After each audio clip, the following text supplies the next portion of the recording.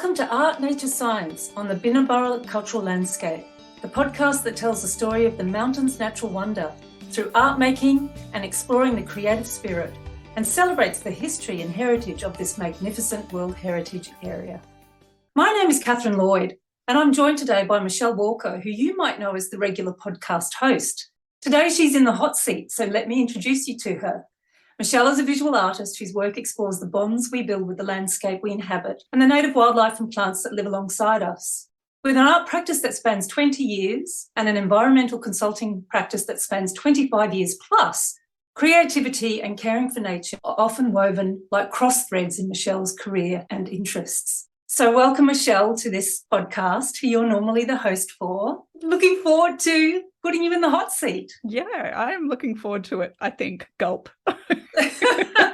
I know you'll have stories. So let's start with the first question, which is, you've had a lifelong connection to Lamington National Park and Binna Burra. Can you tell us a little more about that, please? I'd love to, and it harks back to some of the history of Binna Burra, which is very much a part of my growing up years. So from literally the decade of the 70s, I spent every other school holidays at Binna Burra. My mum was a very keen bushwalker, bird watcher, all traits that I inherited from her. And she used to go up on school holidays, and she was a teacher. She used to go up and take us kids up there, and we used to hang out while she would help with the information centre.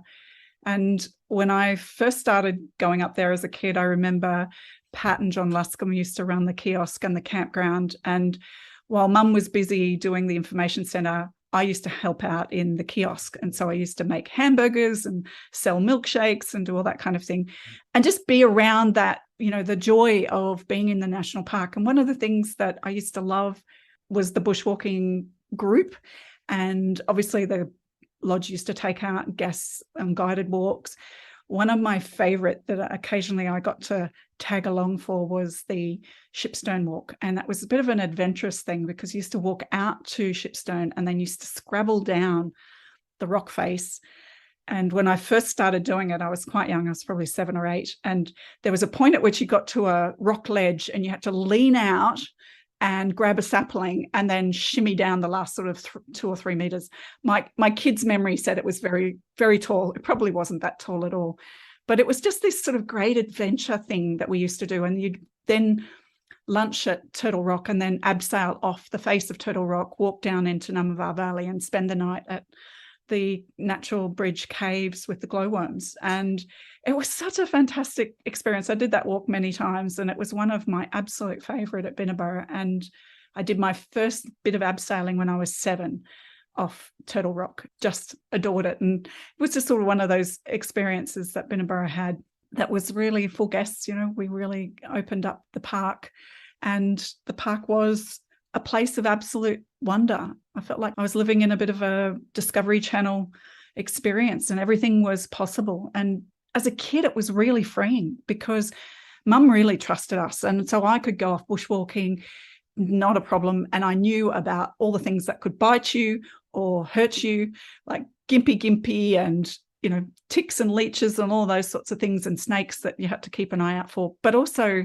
the love of being able to see a lyrebird or hear a lyrebird calling down in the gully, you know, that kind of thing was really turned on. And so that first part of my time in my sort of age 5 to age 15, I spent a lot of time at Binna Burra and got to do lots of fun first. So first time I ever wheeled through on a pottery wheels with Roma Groom. And the first time I ever got a black eye was at one of the bush dances. So I don't know about you, Catherine.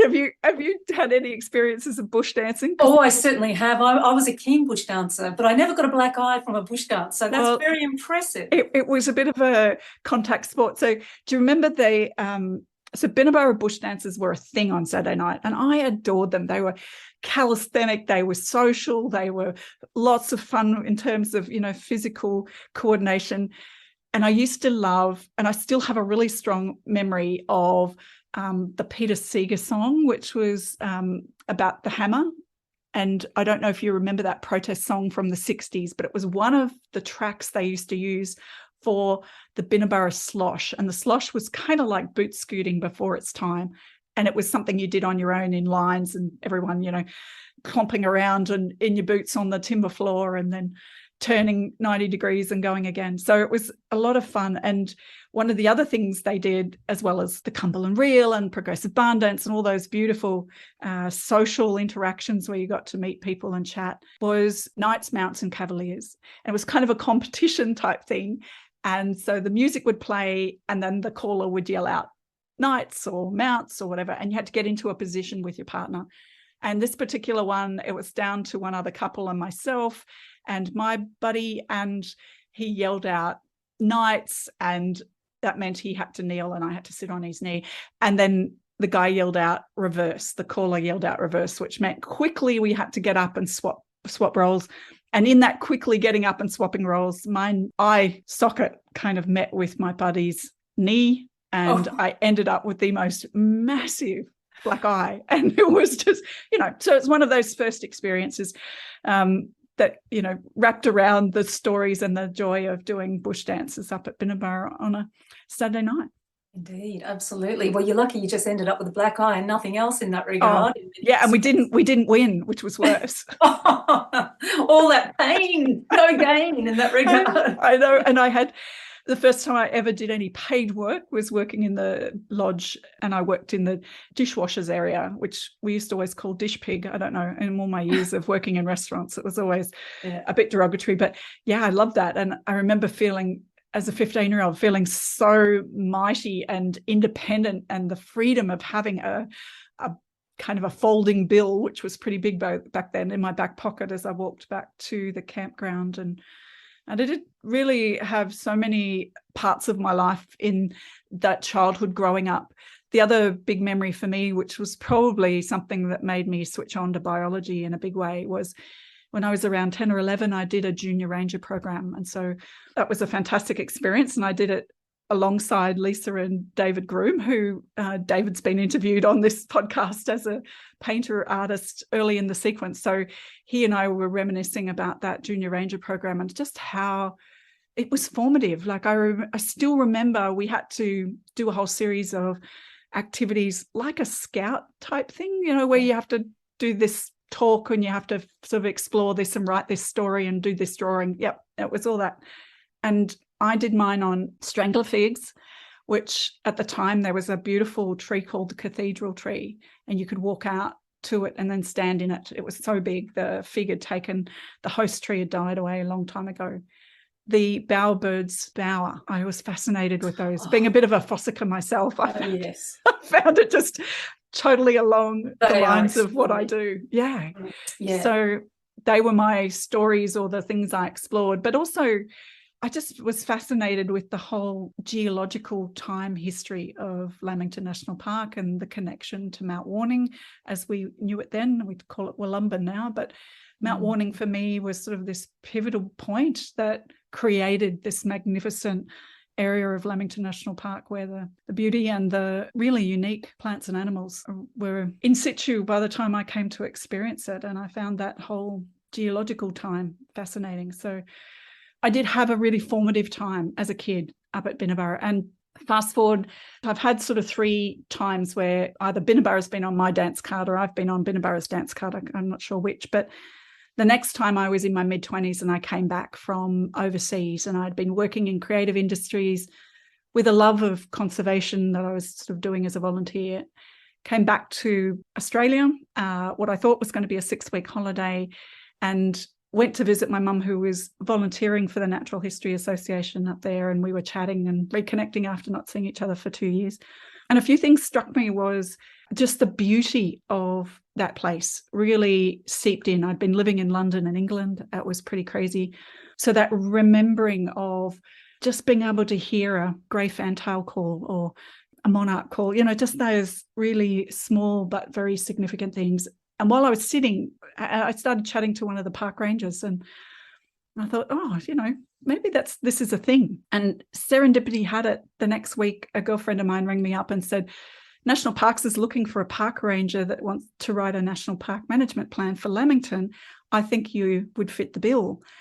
And so that was the beginning of 25 plus years in environmental management, was right there. So I went along, got the job, did it as a casual, then transferred into a permanent career, and then just sort of went off from there. But it was Lamington that anchored me back into Australia. And obviously the 6-week holiday, I didn't go back to England. I stayed in Australia. And that was a big chunk of my life, where it started with that connection and that love of Binna Burra and love of Lamington generally, and my joy of what national parks can do and how important they are in the landscape. And then the last dance move was doing a workshop with this program of the Art Nature Science program. Yes, and I'd like to explore that a little bit more with you too, about the Art Nature Science program. But I just want to reflect back to you in terms of, this history that you have with the area, and, that whole idea of place as an anchor, and coming back to this place that keeps drawing you back in that regard, the connection to landscape, to sound as well. And you mentioned about the birds and the various calls, and particularly coming back from being overseas. I think that's one of the things that many of us, many Australians probably, that unique sound, I think, that Australia has, and particularly the birds in that regard. Yeah. So, that is really interesting that, those sounds draw you back, the place draws you back. And all these connections, and it says in your introduction, these cross threads, keep pulling you back to this place in that regard. So it sounds like it's been an incredibly formative and informative place for you. So now here you are, involved with Binna Burra in the Art Nature Science program, and I'd love you to tell us a little bit more about that, and then the workshop that you ran recently.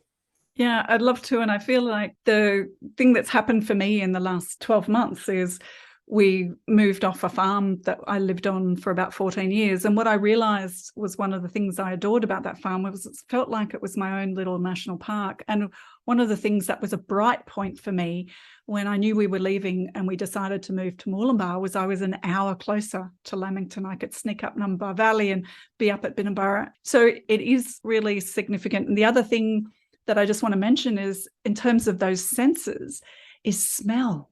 Smell has been so provocative. And actually, when I went up there for that visit to see Mum after being away, I really just felt like my whole body let go. I had this sort of nervous system relax because of the smells that I, remembered from childhood, all those positive memories. And it was a really interesting thing. And I think when I saw that Renata put out, because I'm known Renata through the Queensland College of Art circles, and I saw that she was doing this and that she was the first artist in residence, and I thought, oh, that's something I just want to lean into, and I struggled with this as a kid. When I was in high school, I wanted to do art and I wanted to do science, and the advisory kind of role of the teachers for students was pretty much, if you can do science, do science. And I've toggled all my life. I did a science degree, then I worked as a photographer's assistant, then I went to video, and then I came back to parks. And, I've sort of done that thing, that dance, and I feel that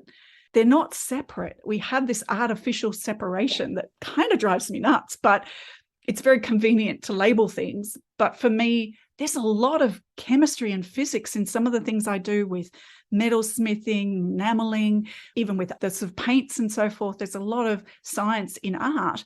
But also when I got into the work that I was doing with the environment, I was invariably working with people. And so we're talking about how do we be creative in the way that we encourage people to get involved in things like management plans for parks and regions. And for me, it's not a black and white, this or that. I think that that's a real trap. And oh, indeed. It's probably a trap of our society, actually, really, is to separate these things out. It hasn't been very helpful, really, I think, for our progression as a human race. No, and I totally agree. And we could riff on that for hours. But yes, we did. Back to your question for the workshop. So the workshop I ran was called Paper, Pencils and the Senses, and it was an artist bookmaking workshop. And there's a significance in the title because when I was interviewing Tony Groom for the podcast, we talked about it, that the Senses Trail is something that if anyone's been up to Binna Burra, they may well know it. It takes off from the saddle, which is that grassy bit between the campsite and the lodge.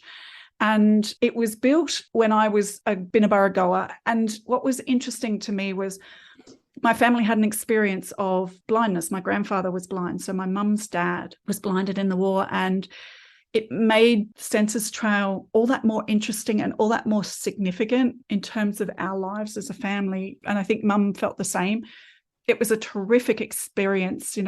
I know that as a teacher, and when Murray Browning was running the Environmental Ed Centre, they used to take the kids down there, and it was a real thing where we got to experience the forest and that beauty in a totally different way. So that was kind of the essence that I wanted to tap into for the workshop. Each of the participants started with a single sheet, and we worked through a process of mark making and then bookmaking. So it was a fantastic day, lots of very positive feedback. I enjoyed myself tremendously, which is always a good sign if things flow well as a tutor. And I did it with the help of Virginia Reed, who's an awesome woman who also shares a love of art and nature combination and sort of connection to land. That's key to the way that I do art and key to the way my creative process wraps around.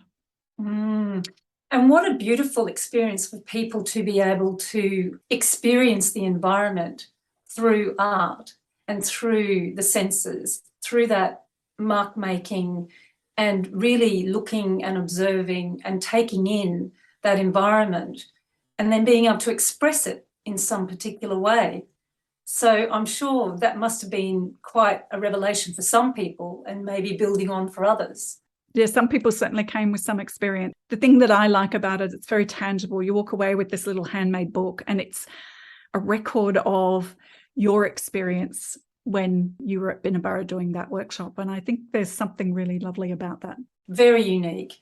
I wonder what else, as an artist in that place and creating workshops that enable other people to experience that, what for you has been the creative process in that regard for you to engage in that place? What have you done to draw on that for yourself?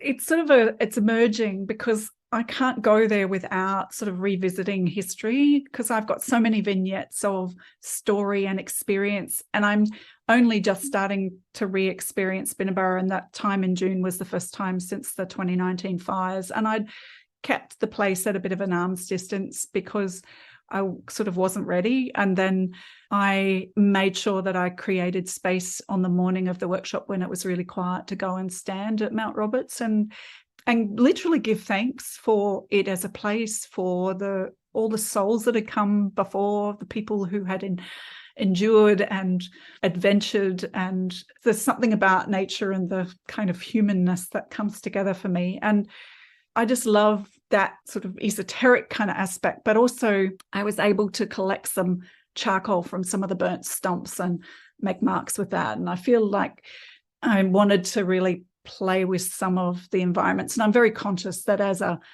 artist at Binna Burra, you have to be very mindful of the protection zone of the national park. So it's not something you can just sort of do willy-nilly anywhere, but yeah, where that was possible, it felt really good to be able to use some of the materials that were right there, and took some photographs of some bleeding heart bushes which are taking off, which seemed to me to be really symbolic of what had gone on, and just that they were there, and their colour and their meaning and their name sort of had something there for me.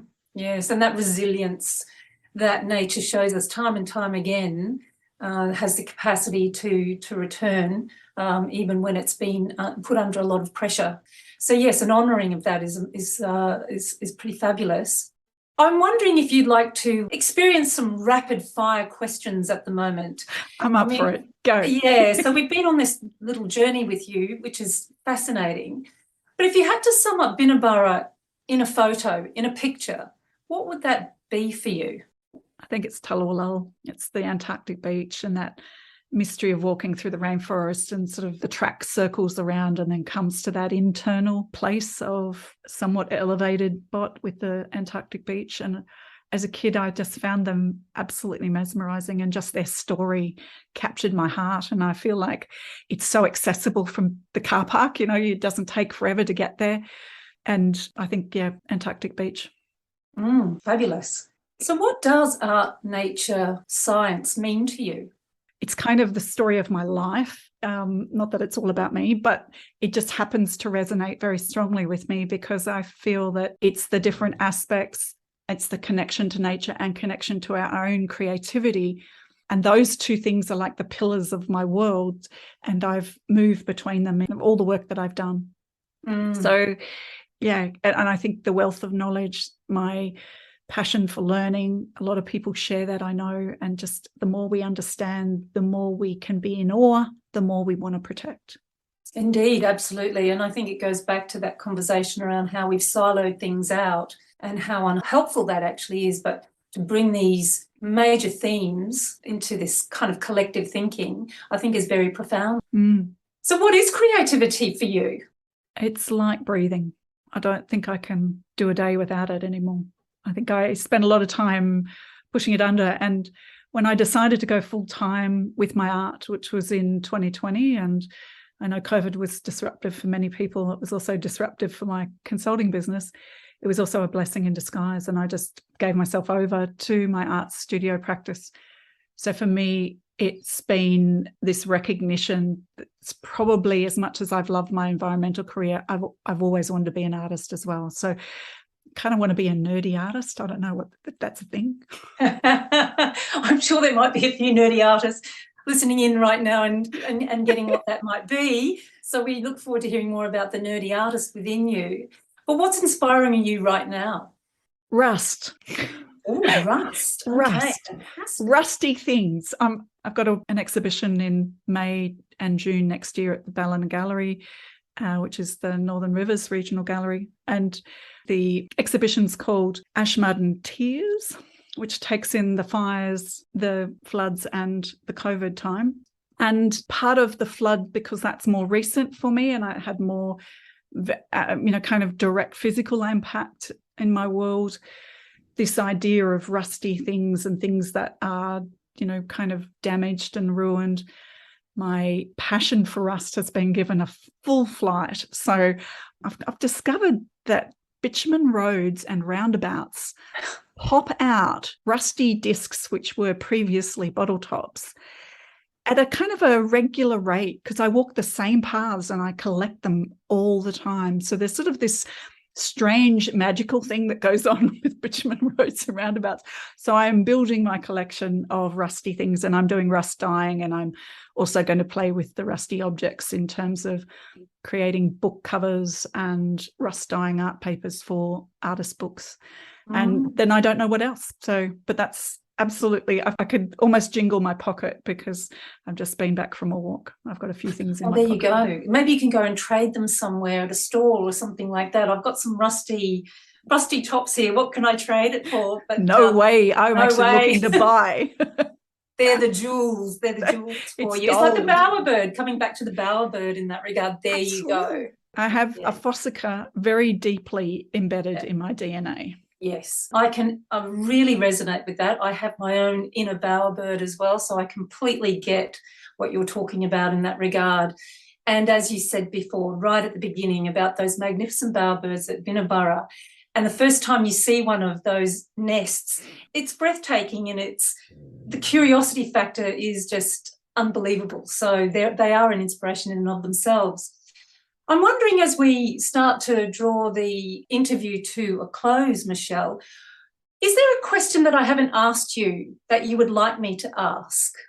I'm not sure there is. I think, I could do an interview process that would take 4 hours, because I feel like there's so many sort of those personal memories that maybe people listening could tap into. But I think just the joy of the place is what people resonate with.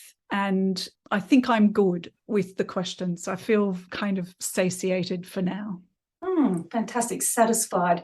So where can people find you and your art practice? You can get me on Instagram, which is probably where I'm most active. If you want to follow my painting and my artist bookmaking, I'm Michelle Walker Art. And if you're interested in my jewellery and enamelling, I'm Serendy Hills Art. I have got an exhibition coming up next year. So if anyone's in Northern Rivers or in Southeast Queensland and wants to journey down, I'd love to have you there for Ash, Mud and Tears. And it's going to be this exploration of what's happened with Northern Rivers community and what we've lived through, and that as a source of inspiration. And I feel the kind of concept I'm playing with at the moment is precious debris. So I'm not sure where that's going to go. I've still got 10 months or so that's the path I'm on right now, and looking forward to seeing what emerges. Oh, it sounds like a fabulous journey to be going on. So I look forward to following up with Instagram and seeing it on there and various other avenues that I see you, Michelle. So, and I'm sure other people will be really interested to see that progress. And you can also get me on my website. So michellewalkerart.com, of course. Indeed, of course, absolutely. Well, Michelle, thank you so much for taking us on that little history trip and for taking us back to your childhood and how much Binna Burra and Lamington have actually been in your life and how it keeps intersecting and you keep that balance between the two of you is really fascinating. And it looks like there's going to be a lot more stories ahead as well. So looking forward to hearing and seeing about those as well. Thank you, Catherine. The producers and artists on this podcast acknowledge the traditional owners of the Binna Burra area and Lamington National Park, the Yungabe language group. We also thank Catherine Slingsby for the podcast theme music, an excerpt from her piece, Sweet Dream.